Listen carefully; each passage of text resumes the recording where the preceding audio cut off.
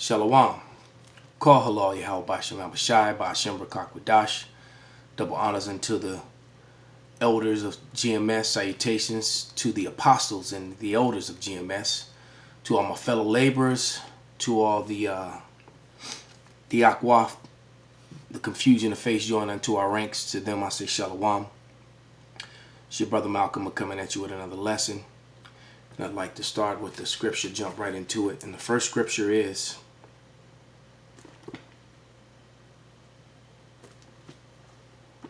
Isaiah, no, not Isaiah, but Ezekiel 36:5. Therefore thus saith Yahweh power, surely in the fire of my jealousy have I spoken against the residue of the heathen and against all Idumea, which have appointed my land into their possession with all the joy of their hearts, with despiteful minds, to cast it out for a prey. Prophesy therefore concerning the land of Israel, and say unto the mountains, and to the hills and the rivers, and the valleys, thus saith Yahweh power, behold, I have spoken in my jealousy and in my fury, because ye have borne the shame of the heathen. Therefore thus saith Yahweh power, I have lifted up my hands, surely the heathen that are about you, they shall bear their shame. And the shame of the truth coming out about Netanyahu, about Donald Trump, about these Edomites, these Idumeans, which is the Greek way of saying Edom, which are the red Hebrew Edomites, which are the people that you're looking at upon the screen. The Bible prophesied that the Edomites would appoint the Holy Land into their possession, and they have. And now they claim to be the people of the Lord.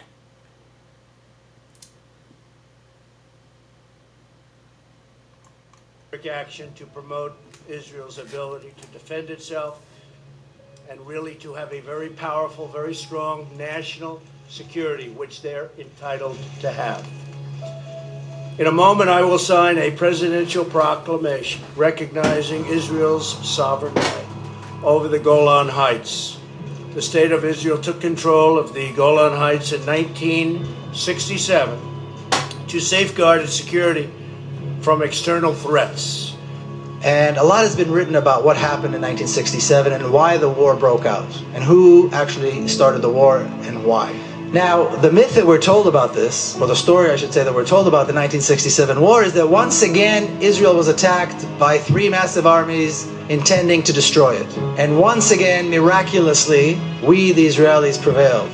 My father says this, and several of the other generals say this, in their attempt to convince the cabinet to start the war. And that is that the Egyptian army is not prepared for war, and therefore we must attack now. In fact, they said the Egyptian army needs at least 1.5 to 2 years before it will be prepared for war. So we have a tremendous opportunity now to once again, this will be the third time, to destroy the Egyptian army. Not only are they not talking about an existential threat, they're not talking about any threat. They're talking about an opportunity, a military opportunity to once again defeat the Egyptian army. The generals, of course, won the day. The government gave them the okay to start a preemptive strike against Egypt. The Egyptian army was decimated in a couple of days. The Sinai Peninsula was conquered once again. The Gaza Strip was conquered. And the generals wanted more. They wanted the West Bank, and they'd wanted the Golan Heights for a long time too, because it's high up above the Galilee, and there's lots of water there. And they took that as well. The Israeli army defeated and destroyed 3 Arab armies, conquered the West Bank, the Golan Heights, the Sinai Peninsula, the Gaza Strip, killed over 15,000 Arab soldiers, at a loss of 700 soldiers to the Israeli army, and all this was done in 6 days as Arab armies were attacking them. So again, the myth fizzles away once you actually take a look at the facts. In 1967, Israel invaded Syria, Egypt and Palestine and occupied during the 6-day war the West Bank, the Gaza Strip, the Golan Heights and the Sinai Peninsula, which later traded for peace with Egypt after the Yom Kippur War of 1973. In 1951, the president of Egypt said on national TV, "We will never accept you in this land. roughly paraphrase, I'm quoting what he said. But he said, you will never have peace. We will never accept you. All right. And he said, for you left here black and came back white. Who are you people? He said it in Arabic on national TV. But he said it. That was the president of Egypt at the time. This is Joel, the 3rd chapter, verse 6. The children also of Judah and the children of Jerusalem ye have sold unto the Grecians, that ye may remove them far from their border. That's talking about the transatlantic slave trade, when what started with the Northern Kingdom, the so-called Hispanics and Native Americans, and finished with the tribes of Judah, Benjamin, and Levi, which were mostly refugee in the west coast of Africa at that time. Behold, I will raise them up out of the place whither ye have sold them, and return your recompense upon your head. And that's what you're witnessing on the highways and byways in Babylon and around the world, as the camps of GMS that are sprung up around the world, and the other Israelite camps that are springing up, are professing the fact that the Negro, Latino, and Native American are indeed the true people of the Lord. Note that there are also many, many, many heathens professing this truth this day as well. This is biblical prophecy happening right before your face. Verse 8, and I will sell your sons and your daughters into the hand of the children of Judah, and they shall sell them to the Sabians, to a people far off, for Yahweh hath spoken it. So at the end, the Edomites and all the heathens that helped them will be sold into slavery. Thus saith the Lord. You can reference Revelation 2 and 26. And you could also reference Psalms, the 2nd chapter, like verses 1 through 8, for that fact. In the 1967 war, between 80,000 to 130,000 Syrians were forcibly driven from the heights, and around 7,000 remained in the Israeli-occupied territory. Today, around 50,000 people live in the Golan, with Israeli Jewish settlers making up nearly half. The rest are Syrian Druze who have largely resisted obtaining Israeli citizenship and have maintained a strong connection to Syria for decades. In 1973, Syria attempted to liberate the Golan Heights through force, but the betrayal of the late Egyptian President Anwar Sadat has foiled the operation. In 1981, Tel Aviv passed a law that extended Israeli laws, jurisdiction, and administration to the Golan Heights, which means de facto annexation of the Syrian territory. So Tel Aviv passed this law. This is Zechariah 9 and 6. And a bastard shall dwell in Ashdod, and I will cut off the pride of the Philistines. Ashdod is a port city near modern-day Tel Aviv. And the Bible prophesied that a bastard would dwell in the land of Ashdod.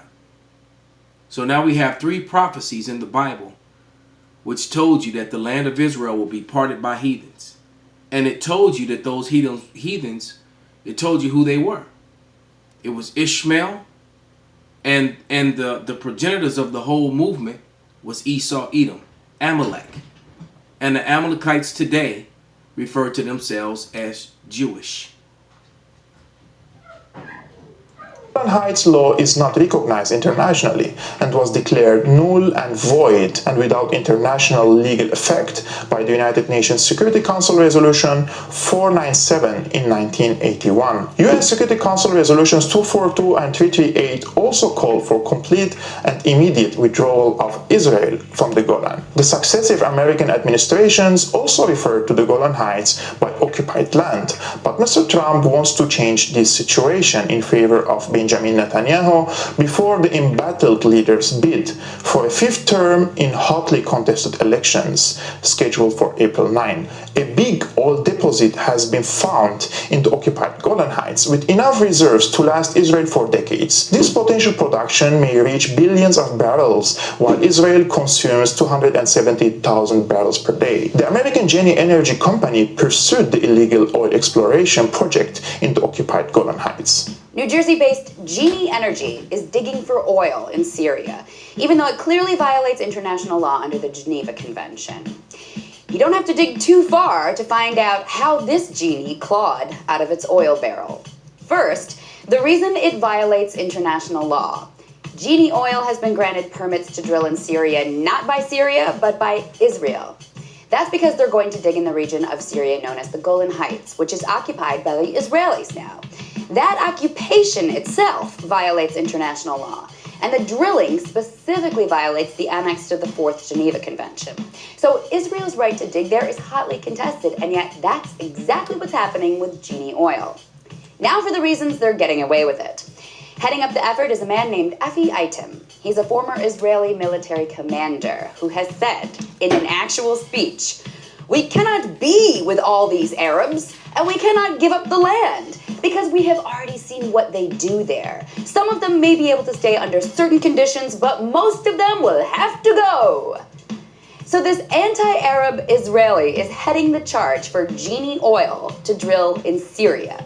He makes for a powerful force to drive the drilling forward, but his cohorts are even more powerful. Because Genie Oil investors include none other than Dick Cheney, Rupert Murdoch, Lord Jacob Rothschild, ex-CIA Director James Woolsey, ex-Secretary of the Treasury Larry Summers, ex-Governor of New Mexico Bill Richardson, and other ex-members of American government. They are all invested in Genie Oil, and they all stand to profit big time for drilling in the already ravaged Syria.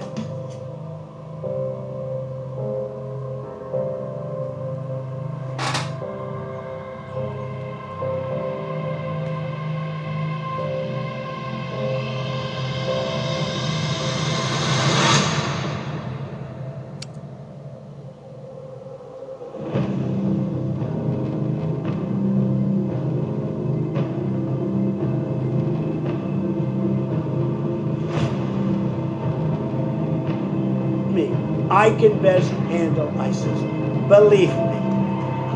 We'll take care of ISIS. We're going to take care of ISIS. Bomb the oil, take the oil. Bomb the oil, take the oil. Just take it, right? Isaiah 33:1.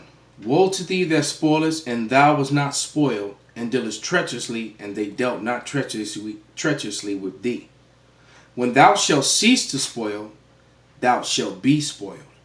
And when thou shalt make an end to deal treacherously, they shall deal treacherously with thee. Call halal Yahweh by Shem Abishai by Shem Rakam Padash Wa Abad Babal.